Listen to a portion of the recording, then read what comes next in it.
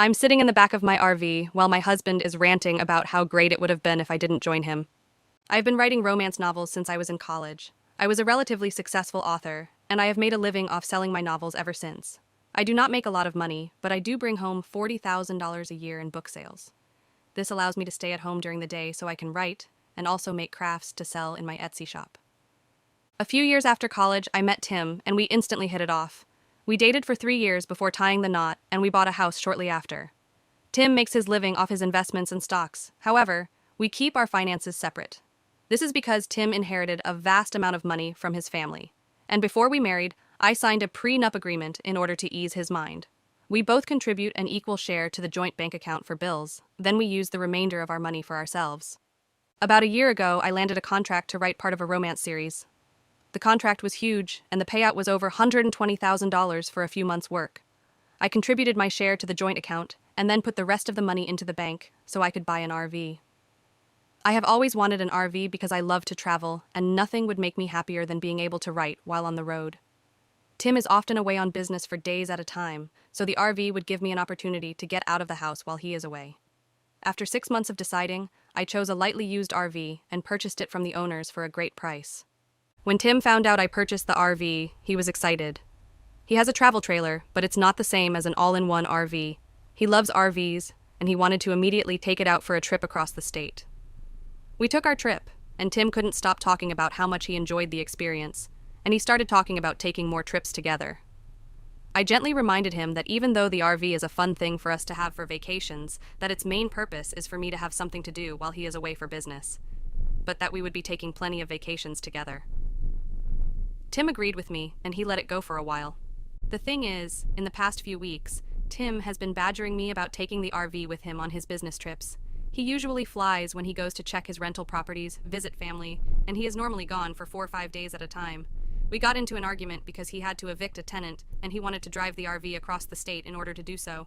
I asked him if I could come along, and Tim said he would prefer if I didn't. I then said that if I couldn't come with him, that he couldn't take my RV. I suggested that he take his travel trailer instead, and he got mad and stormed out of the house. About an hour later, he started texting me like nothing had happened, and then he said he was taking the RV as if our previous conversation had never happened. I called him and tried to explain that he had just purchased a brand new pickup, and that if I didn't get to drive his new truck in his absence, why should he get to take my RV when I am not coming on the trip? Tim and I went back and forth, and eventually he said I could come along if it meant that much to me. I said I would, and now I am regretting everything. I am sitting in the back of my own RV with a man who won't let me touch the wheel. It has been 3 days since this trip has started, and all Tim has done is rant about how awesome the RV trip would be if I weren't with him. It has made me question everything in our marriage, from how we split our finances to how we argue and function together. This is the first time that anything like this has ever happened, and I don't know what to do in this situation. He is still ranting as I type this, and he's never done that before either. Update. I promised I would update, but things got very hectic, and this is the first chance I have gotten. This whole situation makes me very emotional, so please forgive me if this post is not as coherent as I would like it to be.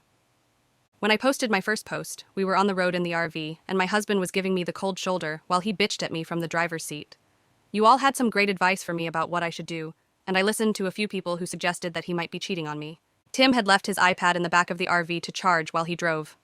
I'm not proud of this, but I was able to sneak his iPad into the bedroom while he was distracted by the road. He was logged into his email account, and I quickly skimmed over his inbox but didn't find anything suspicious. I then had the idea to check his sent folder and found out that he had been chatting up his ex from college. It made me sick to my stomach to read the messages, but luckily, they had not yet been physical. Translated from chat speak, the message he had sent his ex was basically, "I can't wait to get my hands on you. It's been years since I felt that mouth. I'm excited." I was disgusted, but I tried to keep calm. We were on the road headed to another state, and we planned on stopping at his mother's house.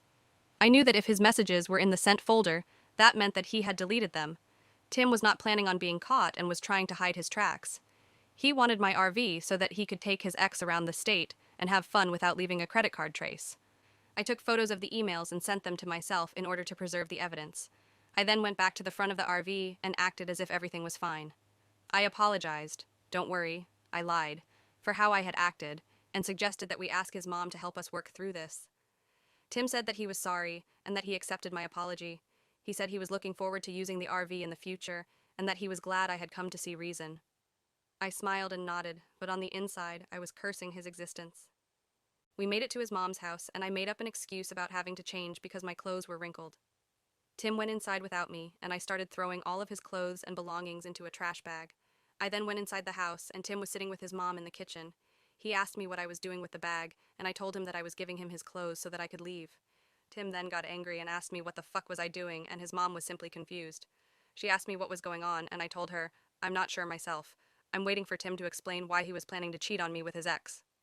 Tim's mom then started to cry and yell at Tim while he tried to calm her down. I know Reddit does not have a lot of love for religion, but Tim's mother is a fundamentalist. She had loved me from the minute Tim introduced me to her, and it would be an understatement to say that she was very upset with her adulterous son. Tim never tried to apologize to me. Instead, he chased after his mother, saying he was sorry to her. This made her cry harder because she knew that he wasn't even trying to make amends with me, he was just apologizing to her. She hugged me and told me to just go home and she would handle her son. I thanked her and took the RV keys from Tim. This ended up being a minor wrestling match, and left. I drove home crying, but at least I got rid of my asshole ex-husband. Tim called me the next day and begged me to come back to him. He said it was all a mistake, that he was sorry. I asked him why he didn't apologize at his mother's house, why he didn't say he was sorry when I was handing him his bag. I told him that he didn't care about cheating on me, that all he cared about was how bad it made him look to his family. He tried to explain himself, but I cut him off and hung up. I blocked him on all social media and haven't heard anything since. I have gotten a lawyer and have already started the divorce process. Comment from OP. Hi there. I'm the OP from the story. A friend told me it had resurfaced on this subreddit. Long story short, the prenup was not even considered during the divorce. Our lawyers worked out an agreement to split all assets acquired during marriage 50-50 to avoid a drawn-out legal battle. I did end up getting slightly more than I put in during the marriage, but not by much. In the end, I was happier to just get rid of him quickly. Comment 2 from OP. Goodness. I was not expecting to hear anything about my story on Reddit after so many years, but a friend linked me this post. I'm a bit late to the thread, though. I'm typing this on a phone, so please forgive any spelling, grammar mistakes. For a small update, our divorce was finalized and settled a long time ago. Our lawyers worked out an agreement outside of the court, and we split all assets acquired during the marriage 50-50, which meant I ended up slightly ahead of my personal contributions. I didn't want the mental stress of having to fight my ex in court and simply wanted to be rid him. And yes, I kept the RV after the divorce settlement. Mill and I stayed in touch until her passing last year. She was someone who loved God, and she never truly forgave her son for committing the sin of adultery. Her own husband, Phil, had left her for another woman decades ago, and she had never moved past it. Seeing her son commit the same sin almost broke her, especially since I had fulfilled what she considered to be my wifely obligations. As for me, I am happily single to this day and am still a writer.